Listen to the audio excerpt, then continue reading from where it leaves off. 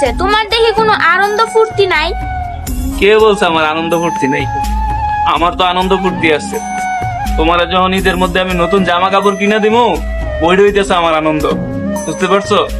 আর আমি বুঝা গেছি যেদিন যে আমার এখন কোনো জামা কাপড় কিনতে হইব না, তোমারে কিনে দিতে হইব, ওইটাই হচ্ছে আমার আনন্দ।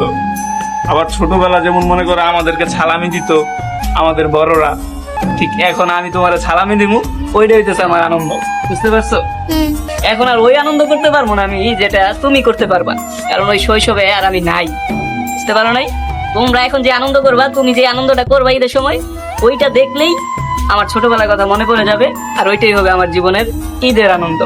বাকি দিনগুলোতে তোমাদের আনন্দ দেখে দেখেই ঈদের আনন্দ উপভোগ করব। আর এখন আর আমাদের কোনো আনন্দ নেই, কারণ এখন আমরা বড় হয়ে গেছি, বাবা হয়ে গেছি, আমাদের ঘরে দায়িত্ব চলে এসেছে। তোমাদের আনন্দ আমার আনন্দ, আমাদের আনন্দ, তাই না?